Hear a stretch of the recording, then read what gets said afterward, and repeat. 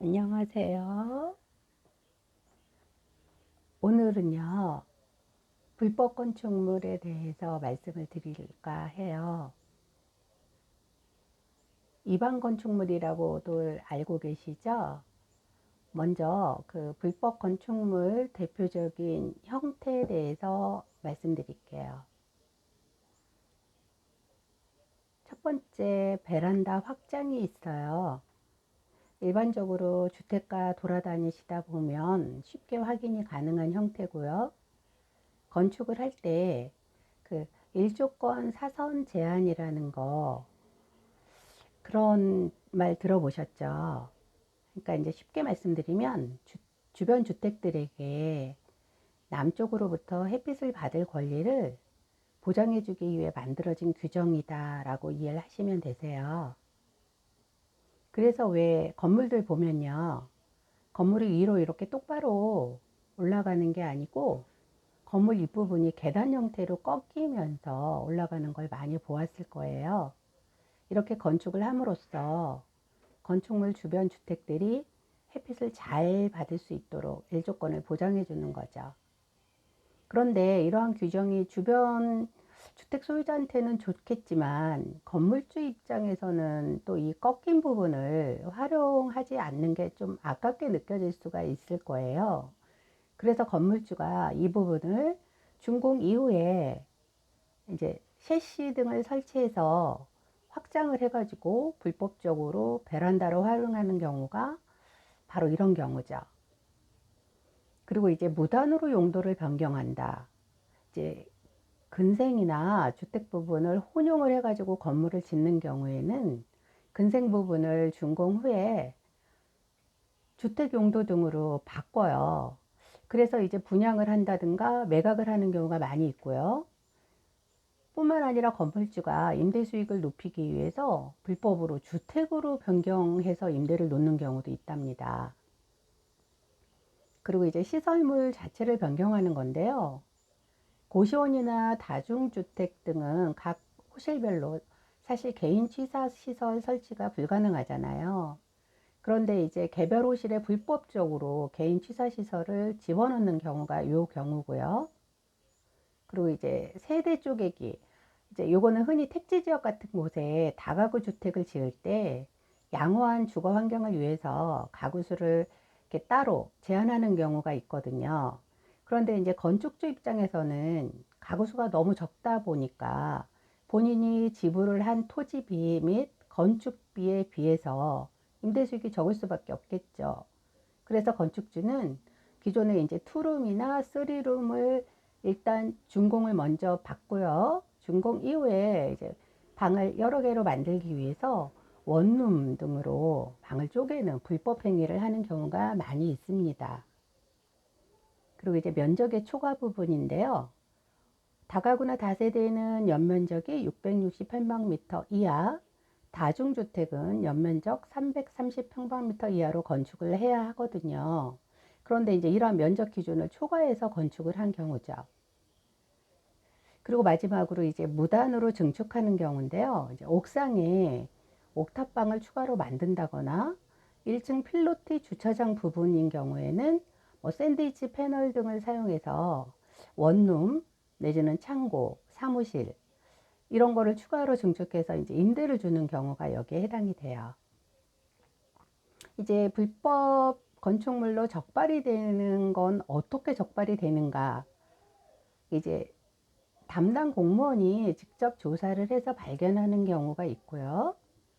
이제 최근에는 그 신축 건물에 대해서 다른 시군구 공무원들이 교차적으로 검사를 하기 때문에 위반 건축물 적발이 더욱 잘 되고 있다고 봐야 합니다. 그리고 이제 위성사진 촬영인데요. 매년 건물에 대해서 전국적으로 위성 촬영을 하고 있고요. 그 이전 연도하고 비교를 했을 때 달라진 건물들만 적발을 하는 거죠. 그리고 어쩌면 가장 흔한 건데요. 불법 건축물 민원이 제기돼서 신고를 받거나 그랬을 때 이게 조금 주변 사람들이 직접 민원 신고하는 경우가 많답니다. 대다수의 불법 건축물이 이 민원이나 신고에 의해서 적발이 된다고 보시면 되고요. 우리가 이제 뭐 거래를 할 때 불법 건축물이 맞는지 안 맞는지 지인이 확인을 하는 방법 중에 하나가요. 건축물 대장을 열람을 하면 확인이 가능한데요. 건축물 대장 맨 앞부분에 우측 상단에 노란색으로 위반 건축물이라고 아주 눈에 띄게 이렇게 기재가 되어 있는 걸 확인할 수 있어요. 그때 이제 여기서 세부적으로 더 확인을 하고 싶다. 그러면 이제 건축물 대장 뒷장을 보시면 되고요. 그러면 이제 어느 시점에 어떤 부분이 적발이 되었는지가 상세하게 확인이 가능하죠. 즉 현대 상태의 뭐 불법 건축물 확인은 건축물 대장을 통해서 명확하게 확인할 수 있다라고 말씀드릴 수 있고요. 일단 이렇게 해서 본 건물이 불법 건축물로 적발이 된다면 어떻게 될까요? 일단 행정적으로 시정명령을 받게 되겠죠, 처음에는. 그런데도 불구하고 건물주가 원상복구를 하지 않는다. 그럼 이제 강제 이행금이 부과가 돼요. 그럼 이제 이걸 매년 납부를 해야 되겠죠. 그리고 이 이행 강제금에 대한 내용이 한번 개정이 됐거든요. 이게 2019년 4월 23일 대대적으로 법률 개정이 있었는데요.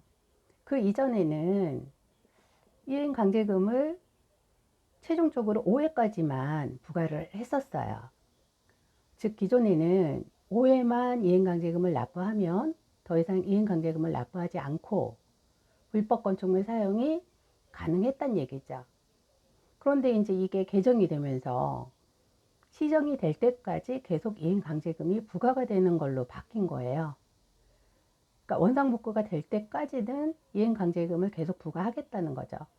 그래서 기존에는 불법 건축물로 이행강제금을 납부하더라도 임대수익 등이 더 크다면 버텨볼만 했겠죠. 5회만 이행강제금을 납부하면 이제 계속 사용하는데 문제가 되지 않기 때문이었는데요. 이제 지금은 어려워진 거죠. 그래서 이 부분을 유의하셔야 돼요. 이행강제금은 통상적으로 1년에 적으면 한 번, 많게는 2번 정도 부과가 되는데요. 부과 횟수는 각 지자체별로 따로 정하고 있기 때문에 지역마다 차이가 있습니다. 그리고 이제 이것도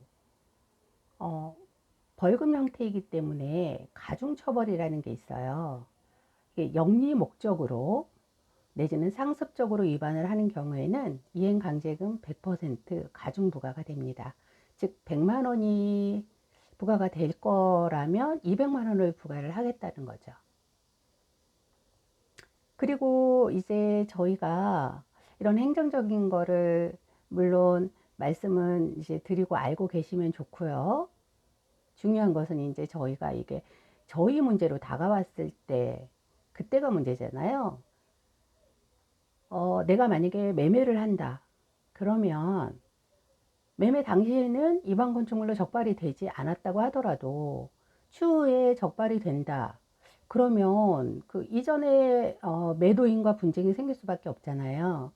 따라서 매매 시에는 일반 건축물 여부를 정확하게 판단해야 하고요.